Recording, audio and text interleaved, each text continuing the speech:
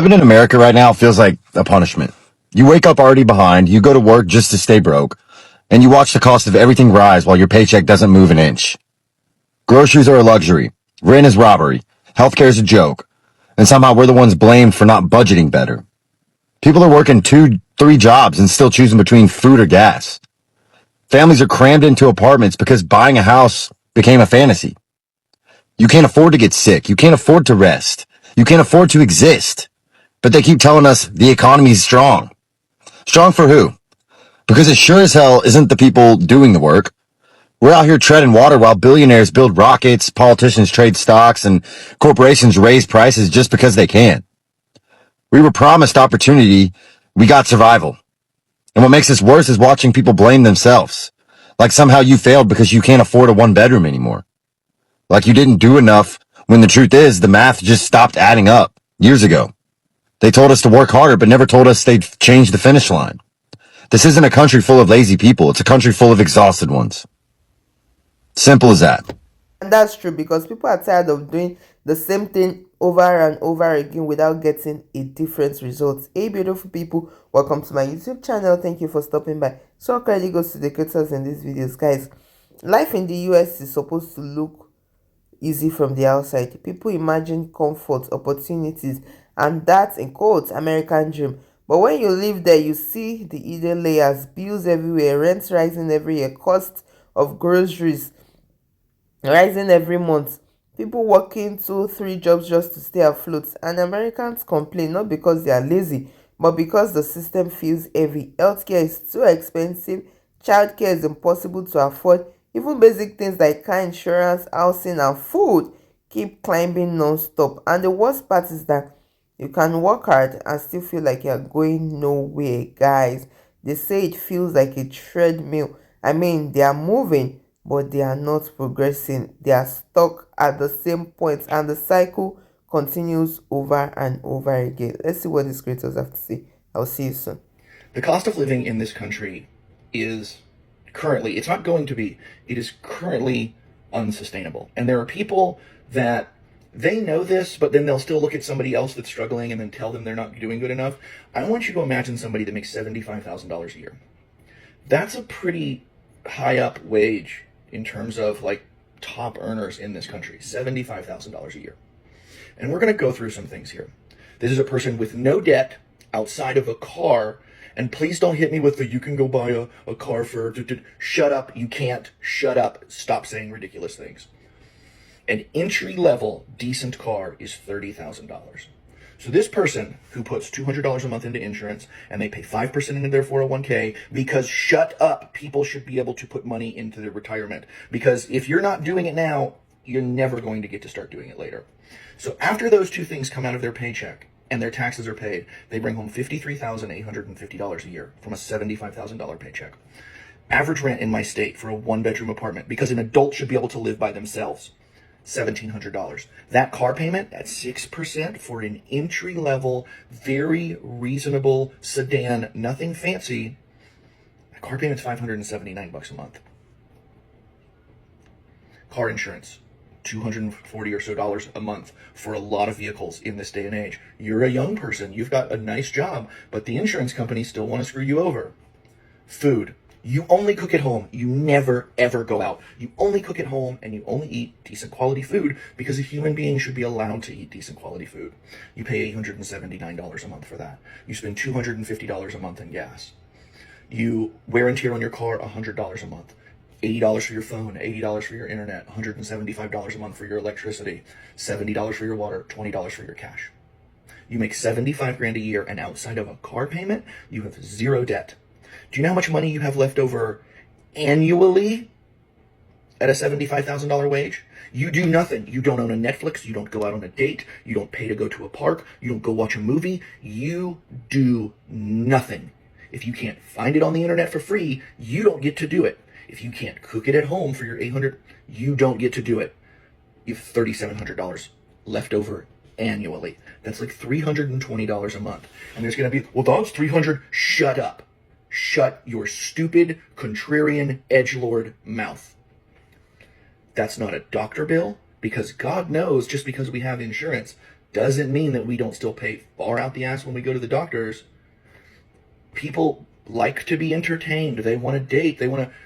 There's those of you out there that will tell somebody living like this on $75,000 a year before taxes that they are not doing what they're supposed to do, that they should get a second job, that they should get a side hustle, that they should get a better job. And the fact that you would look at somebody with no debt other than a car and say something like this to them means objectively you're a moron and you live in a fantasy world.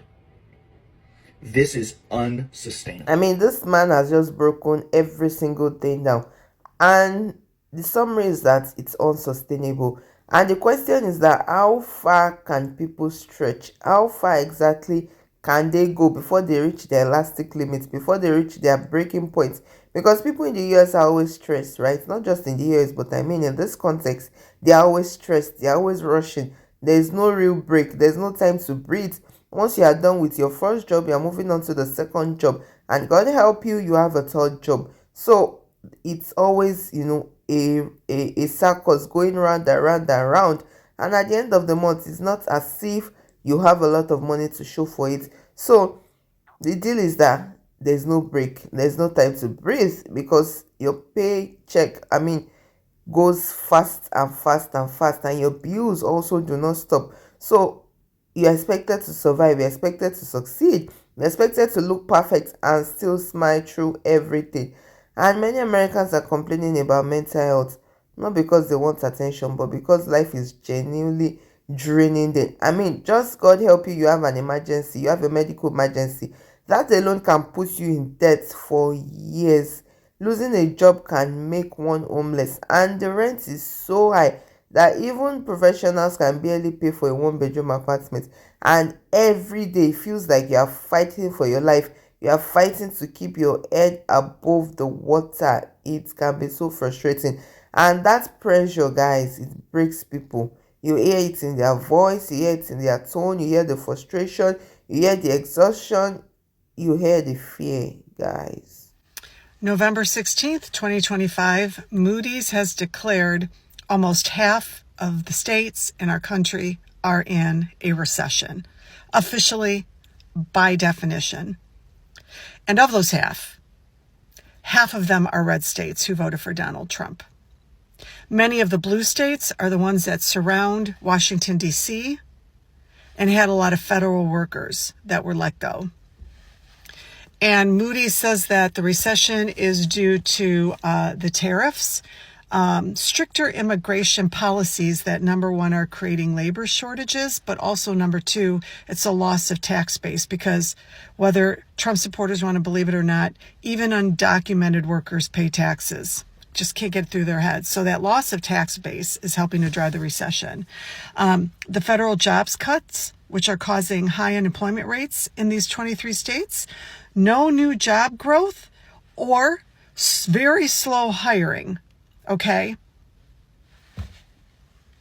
They get into a lot more, but it's all because of this administration's economic policies.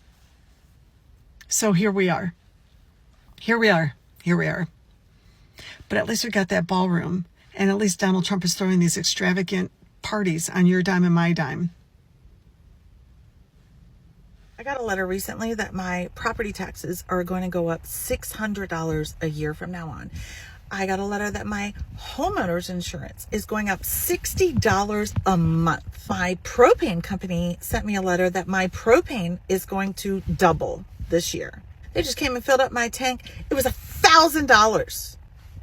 That's crazy. Also, as a entrepreneur and business owner, I get my health insurance through the marketplace. So you have the Affordable Care Act. I pay $45 a month. They just informed me that if this bill passes and I lose my tax credit, I'm going to go from $45 a month to $660 a month for health insurance. I need to buy a new car, and I can't, because the cars have gotten more expensive and the interest rates have gotten so much more expensive. I can't find a reliable car that has the same monthly payment of $450 a month that I've been paying now for a new car. Not necessarily new, but new to me. Groceries are insane, and it feels like every day I get a new email from another subscription that I have, whether it's Netflix, my website subscription, everything's increasing in price. And I sit pretty much every day stressed about money. And yet I know that there are so many people in this country that are way worse off than me. And they're not making it, y'all. They're not making it. What hurts me the most is that there are so many women, especially,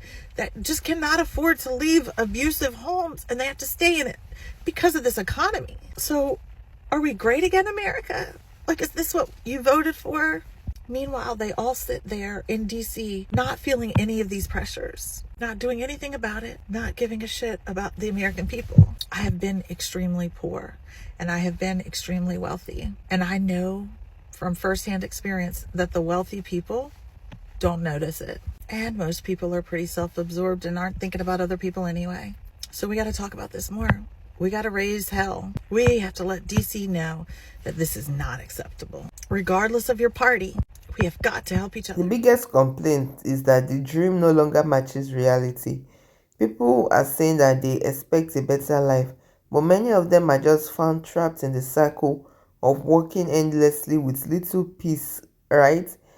The dream was sold as freedom, comfort, and safety, but it feels like Americans are feeling the struggle, and even young people feel hopeless. Parents feel guilty, the seniors, the veterans, they feel forgotten, and many people are saying that this is not the dream they were told about, right?